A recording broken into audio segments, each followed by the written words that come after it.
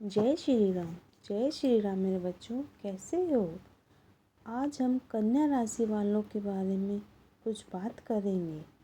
वक्त को करवट बदलते समय नहीं लगता। एक तरफ सब कुछ जानते हुए भी हमको बर्दाश्त करना पड़ता है और एक ऐसी परिस्थिति आ पड़ती है कि सब स्थिति अनुकूल है, फिर भी कुछ प्रतिकूलता की स्थिति बनी रहती है। और शायद ऐसी ही परिस्थिति पिछले 4 महीने से राहु देव के मृत अवस्था पर होने के कारण हमको भी देखने को मिल रही है। एक तरफ से शनि के राशि पर मूल त्रिकोण राशि पर कन्या राशि के छठे भाव पर प्रवेश करता है, जहाँ पर हम इसे राहु का साम्राज्य कहेंगे। तो दूसरी तरफ इसी कलयुग के राजा को हमने बेबस और लाचार होते हुए भी देखा है। बच्चे, कारण क्या था? समझिए बड़े ध्यान से। जहाँ पर कोई ग्रह जब 24 से 30 डिग्री पर हो जाए तो उसे मृत अवस्था माना जाता है। और ठीक अभी तक जो राहु देव विद्वान थे 18 मई से आकर 2 सितंबर तक इसी अवस्था पर है। अब एक ऐसा समय आने वाला है 2 सितंबर से जहां पर राहु देव अपने 24 डिग्री को क्रॉस करते हुए 23 डिग्री पर प्रवेश कर जाएंगे। मेरे बच्चे, अब यहाँ से वो जिंदा हो रहे हैं, अर्थात अभी तक ये थे जो सही, लेकिन कोई विशेष परिणाम निकल नहीं आए थे। तुम मेहनत करते जा रहे हो, तुम्हें सफलता नहीं मिल रही। कन्या राशि वाले इतना सारा संघर्ष करते हैं जीवन भर, उन्हें सफलता नहीं मिल पाती। अब एक विशेष उपलब्धि, विशेष परिणाम तक हम पहुंच सकते हैं। सभी ग्रह और हवा कहाँ से आती है? यह हवा का झोंका कहाँ गया? लेकिन राहु एक ऐसे ग्रह है जो हवा नहीं बल्कि तूफान है।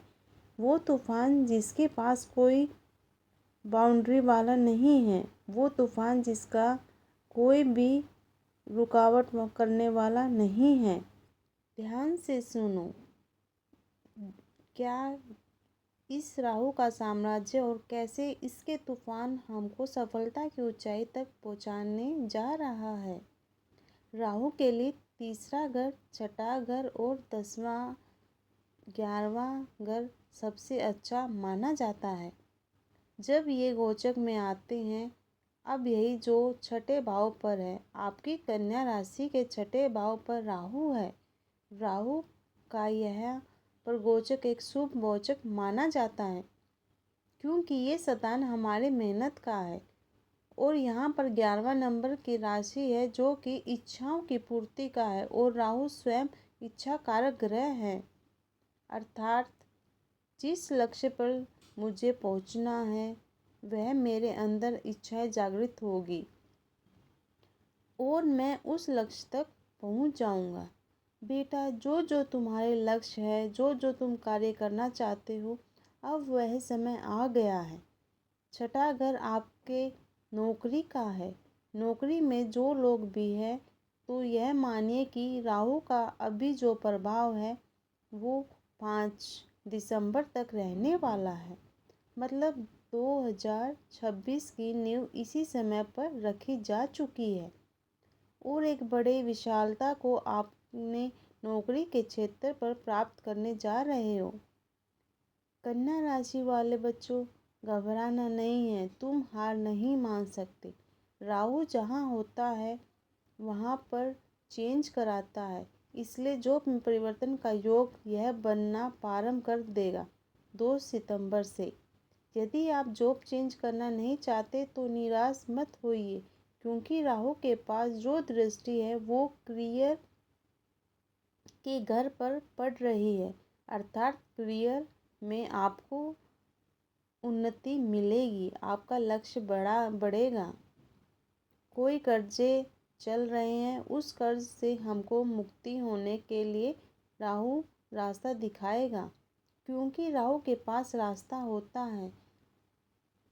कैसे मुझे अमृत तक पहुंचना है, ये रास्ता राहु के पास साफ होता है। राहु छठे भाव पर विद्वान रहेंगे। कोई शत्रु अधिक बने हुए हैं, बार बार वो दुश्मन हमको परेशान कर रहा है, चाहे गुप्त हो या दृश्य हो। उन शत्रुओं का खात्मा होगा।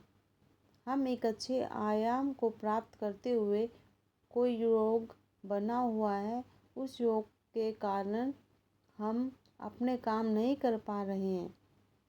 जानते तो सब है, समझते सब है, लेकिन वो कार्य आगे नहीं बढ़ पा रहा।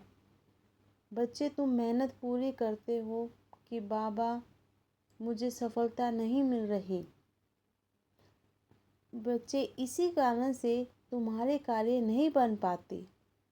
राहु अब एक अच्छे कंडीशन में है, मृत अवस्था में जागृत अवस्था पर आ रहे हैं।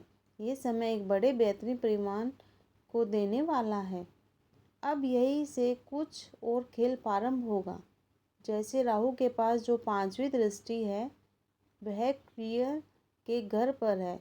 राहु के पास जो 7वीं दृष्टि है वह 12वें घर पर है। और राहु के पास जो इनकी स्वयं की जो 9वीं दृष्टि है वो कहीं और नहीं, धन और पैसे के भाव पर पड़ रही है।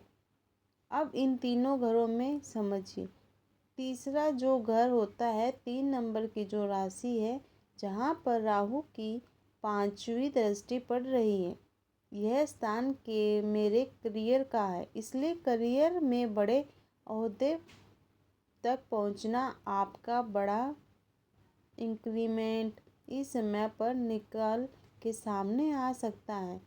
कर्म क्षेत्र पर एक बड़ी उपस्थिति हमको मिल सकती है। कोई फेम आपको प्राप्त हो सकता है, क्योंकि नेम और फेम दोनों राहु के अंदर होता है। राजनीति जो लोग हैं, राजनीति में इस समय पर अच्छी सफलता प्राप्त कर पाते हैं। बेटा हार नहीं माननी है, अभी तुम्हारा जीवन बदलने वाला है।